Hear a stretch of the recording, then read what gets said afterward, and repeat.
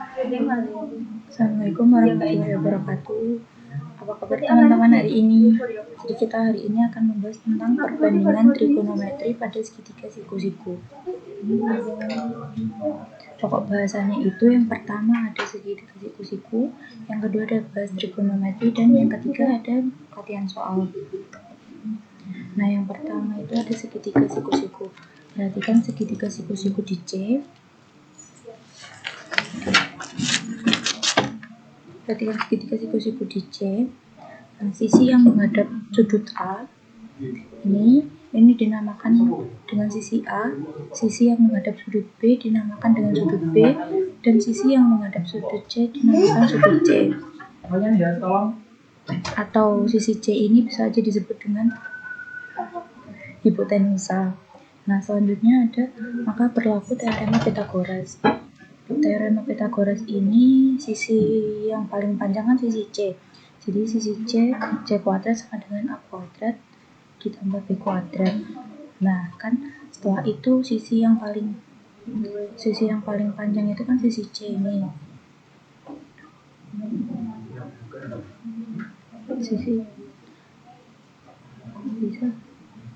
Sisi yang paling panjang kan sisi C. Terus setelah itu sisi kita kalau dari sisi A nya ini berarti ada ini A kuadrat sama dengan C kuadrat min B kuadrat, karena bukan sisi yang terpanjang maka minus. Nah, yang B juga sama, yang sisi B ini juga sama, B kuadrat sama dengan C kuadrat min A kuadrat. Jadi yang dari sisi B ini dari yang C ini dikurangin yang A. Nah, kalau yang A tadi kan juga yang C dulu miringnya dikurangin sama yang B.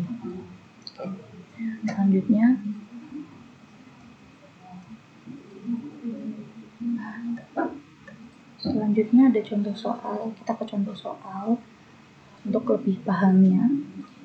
Tentukan panjang segitiga yang belum diketahui. Nah, itu kan berarti sisi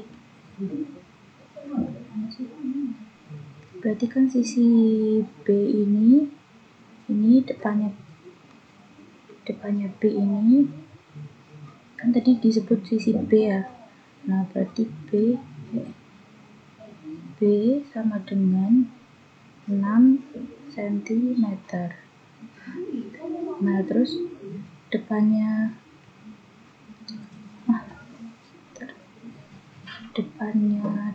A tadi kan disebut sisi A, berarti A nya itu sama dengan 8 cm.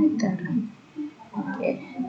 Setelah itu kita mencari sisi C, sudut C, karena sudut C kan sisi C kan belum diketahui ya.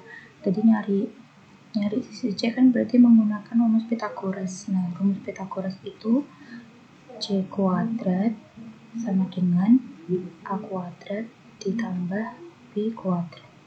Nah, A nya itu 8 kuadrat ditambah 6 kuadrat sama dengan 8 kuadrat 64 ditambah 6 kuadrat 36 maka 100. Nah, 100 ini kan masih C kuadrat, masih dalam bentuk kuadrat.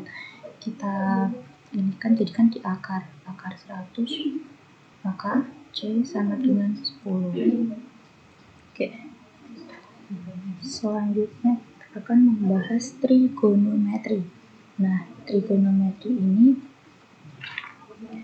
perhatikan segitiga ABC itu kan siku-sikunya ada di C nih. Siku-sikunya ada di C. Nah, sudut theta ini adalah sebagai dasar untuk menentukan sisi yang lain. Nah, jadi sudut ini berarti kan ini di sini samping AC itu kan samping theta. Terus ini BC itu depan.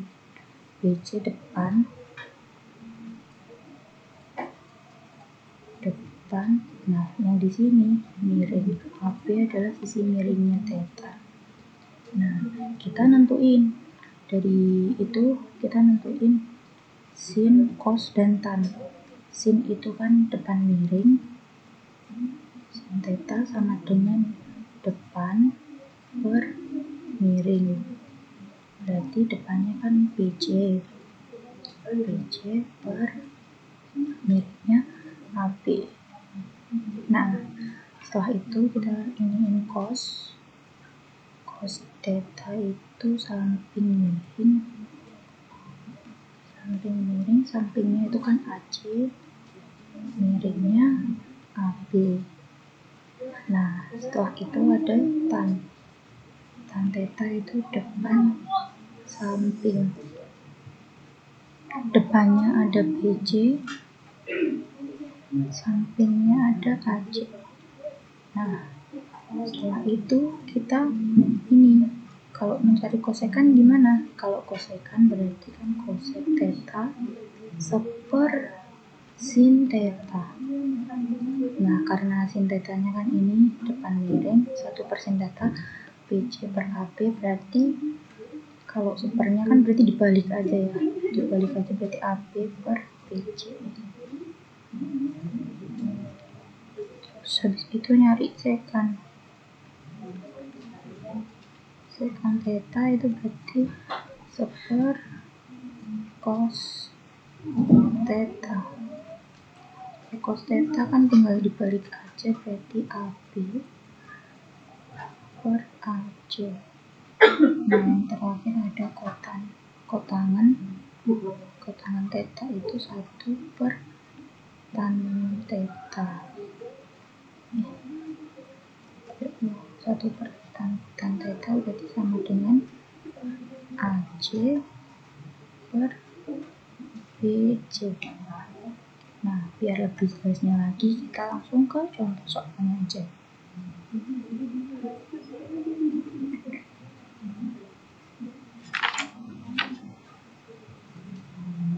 Ke contoh soal ini kan berarti tentukan sin A, cos A, dan tangan A.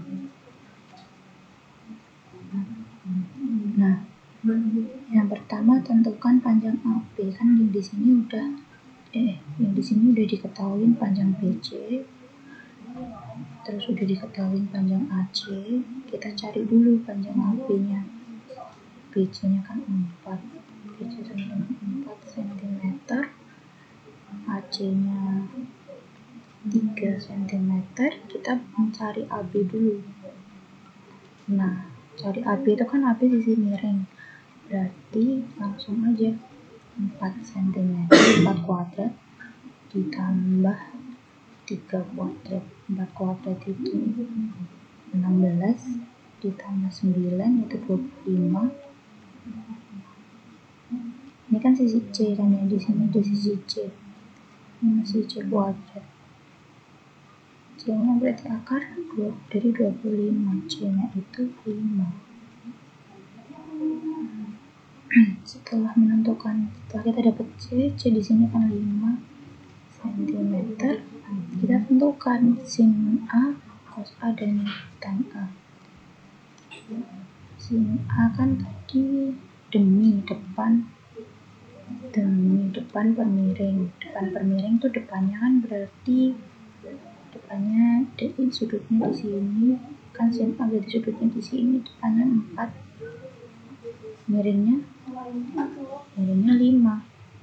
Setelah itu miringnya kan ini sisi C yang kita cari tadi. Terus ada cos alpha itu samping per miring, sampingnya 3, miringnya 5.